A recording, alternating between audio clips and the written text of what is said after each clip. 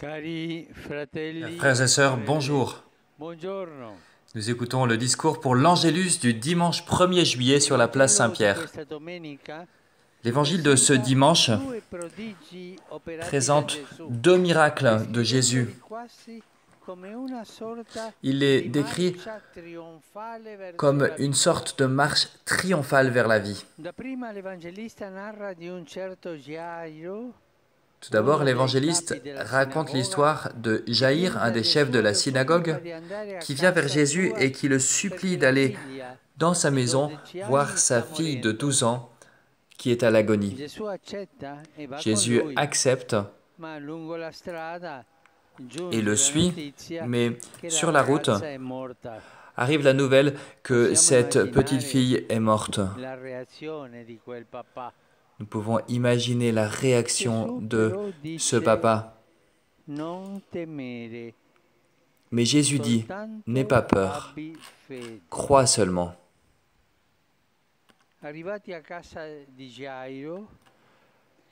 Arrivé à la maison de Jaïr, Jésus fait sortir les gens qui pleurent. Il y avait même ces femmes, ces mamans qui pleuraient à grands cris. Il fait sortir tout le monde. Il n'entre qu'avec ses disciples et s'adressant à la petite fille défunte, il lui dit « Jeune fille, je te le dis, lève-toi. » Aussitôt, la jeune fille se lève, comme si elle se réveillait d'un sommeil profond. À l'intérieur du récit de ce miracle, Marc en insère un autre, la guérison d'une femme qui souffrait d'hémorragie et qui est guérie dès qu'elle touche le manteau de Jésus. Ce qui touche, c'est que la foi de cette femme attire. J'aurais envie de dire même dérobe, vole la puissance salvifique qui se trouve dans le Christ. Et le Christ, sentant qu'une force est sortie de lui, cherche à savoir d'où cela vient, de qui cela vient. Et quand cette femme, saisie de crainte, s'avance et confesse tout, il lui dit « Ma fille, ta foi t'a sauvée ».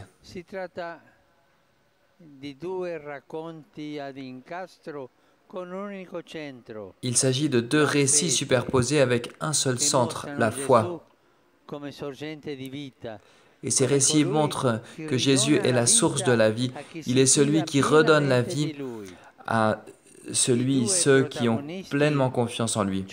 Les deux protagonistes, le père de cette petite fille et la femme malade, ne sont pas des disciples de Jésus. Pourtant, ils sont exaucés grâce à leur foi. Ils ont foi en cet homme. Nous comprenons ainsi que sur la route du Seigneur, tous sont accueillis. Personne ne doit se sentir un intrus, ne doit se sentir marginal, exclu, comme s'il n'avait pas de droit. Pour avoir accès à son cœur, au cœur de Jésus, il y a une seule exigence, c'est de sentir qu'on a besoin de guérison et de lui faire confiance. Alors moi je vous pose la question, à chacun d'entre vous, est-ce que vous sentez que vous avez besoin de guérison, de quoi que ce soit, de quelque péché que ce soit ou problème? Et si vous le sentez, est-ce que vous avez foi en Jésus? Voilà les deux conditions pour être guéri, pour avoir accès à son cœur. Sentir qu'on a besoin de guérison et lui faire confiance.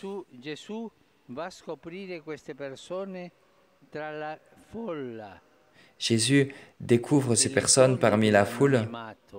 Il les extrait de l'anonymat. Il les libère de la peur de vivre et d'oser. Il le fait avec un regard et une parole qui les remet en chemin après tant de souffrance et d'humiliation. Nous aussi, nous sommes appelés à apprendre à imiter ces paroles qui libèrent, ces regards qui redonnent l'envie de vivre à ceux qui ne l'ont plus. Dans ces pages de l'Évangile s'entrecroisent les thèmes de la foi et de la vie nouvelle que Jésus est venu offrir à tous. Entrez dans la maison de cette petite fille défunte, il fait sortir tous ceux qui s'agitent et il dit « La fille n'est pas morte, elle dort. Jésus est le Seigneur et face à lui, la mort physique n'est qu'un sommeil. Et il n'y a pas de raison de désespérer. Et une autre mort dont il faut avoir peur, par contre, c'est la mort du cœur endurci. Là oui, il faut avoir peur quand nous sentons que notre cœur est endurci.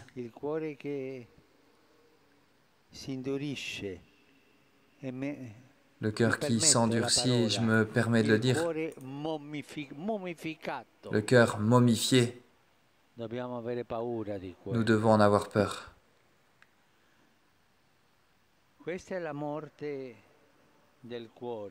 Voilà donc la mort du cœur, mais aussi le péché, mais aussi le cœur momifié.